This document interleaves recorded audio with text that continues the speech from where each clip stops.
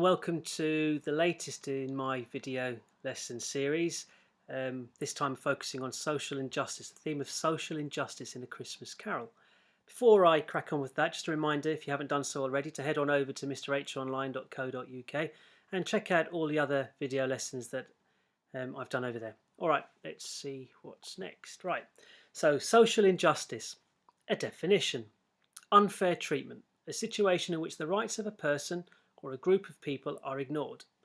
Another potential definition: a relative concept about the claimed unfairness or injustice of a society in its divisions of rewards and burdens and other incidental inequalities.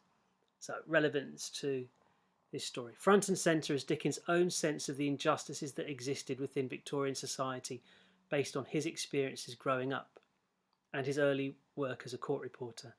The Cratchits and the children, ignorance and want, symbolise the effects of poverty and the effects of society's injustices. Scrooge himself represents the greed and self-interest of the wealthy and those in power.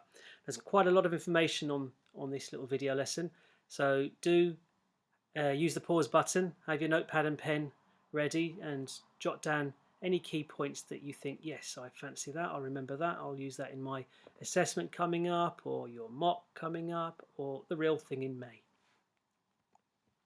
So, areas to look at when considering the theme of social injustice. Well, obviously characters: Scrooge, the Cratchits, ignorance and want. Key quotations: I'm going to go through some quotations with you in a few minutes, so you'll have some of them. Context: Dickens' own view of the harsh realities of society connected with setting Victorian society in particular, and the three spirits and their impact on Scrooge. Okay, a little background. Dickens' own background, which saw his father thrown into prison for debt, and his subsequent work as a court reporter, allowed him to see how harshly treated the poor were, and what awful living conditions they had to endure gave him an insight into how unfairly treated the poor were. He uses the Cratchits to represent poor people, and it is their influence, Tiny Tim in particular, over Scrooge, who represents those with power and influence, that allows him to see the harsh realities of Victorian London for the majority of people, and ultimately it leads to his own transformation. Okay, remember, press pause. Shuts me up a little bit, but gives you an opportunity to jot down the key points from this background, this contextual information. So, the Industrial Revolution and its links to poverty. The 19th century witnessed the Industrial Revolution, accelerated by the development of using coal to power the steam engine. There was a huge migration or movement of workers from the countryside to the towns and cities as a result of the new work on offer in the factories. Now, this created vast wealth for the propertied individuals and controllers of these businesses, but meant that millions earned very little and were exploited because there are far fewer jobs than there were people. Cities couldn't cope with the growth explosion, resulting in widespread cramped living conditions, poverty and illness. One shocking statistic for this time was that child mortality rates were dreadfully high, with 1 in 5 children dying before they reached the age of 5.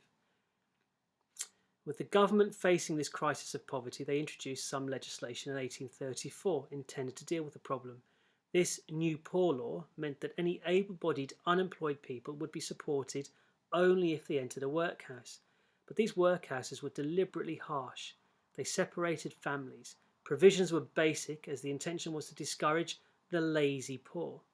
Dickens disapproved of this law, as in his own life he had experienced some of the harsh consequences of poverty himself. Continuing the background, the contextual detail.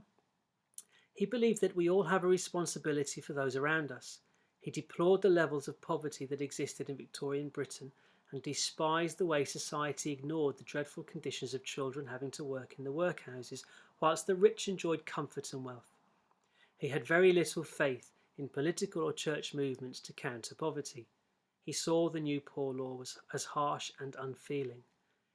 Now, he believed that education was the key to escaping poverty.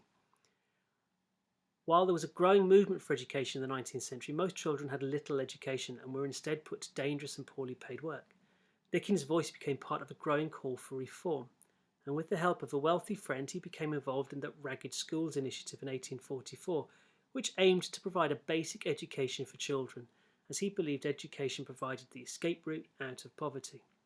An estimated 300,000 destitute children availed of this free education between 1844 and 1881. Okay, so as promised, some quotations that you can incorporate into any analysis on this theme. In stave 1, he asked to give money to the poor and destitute who suffer greatly at this time. Hundreds of thousands are in want of common comforts. Are there no prisons? The treadmill and the poor law are in full vigour then. Decrease the surplus population. I can't afford to make idle people merry. These are some of the things that Scrooge said. Okay, highlights the vast numbers of people suffering in poverty. These four little quotations from it, they encapsulate, sum up Scrooge's attitude to the poor, that it's their fault they are poor, and if they're that desperate, there's always the workhouses or prisons for them to use. Remember, Scrooge represents the wealthy and powerful in Victorian Britain. His wealth is of no use to him. He don't do any good with it. So Fred is the opposite of Scrooge. He is charitable. He is Dickens' version of the ideal middle class man, like Fezziwig. Fred believes that the middle class should support the poor working classes.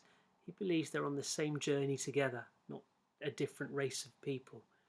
The boy is ignorance, this girl is want. So the children are symbolic of the suffering of the poor. Ignorance is the middle class attitude towards the poor and the lack of education within the poor community, and want is the desire for material possessions. Dickens uses these characters to encourage social reform. If these shadows remain unaltered by the future, the child will die. Spoken by the spirit of Christmas present. The message is clear. If society doesn't change and start to look after its poor and its vulnerable, then it is doomed.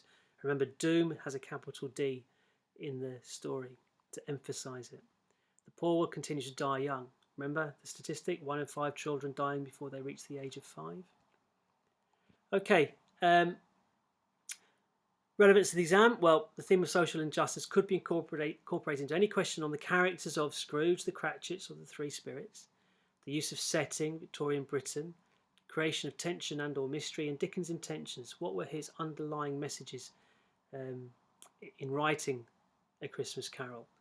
And what role or prominence does social injustice have within that? Okay, plenty there for you to use for your revision purposes. Hope you found it useful. All right, cheers now, bye.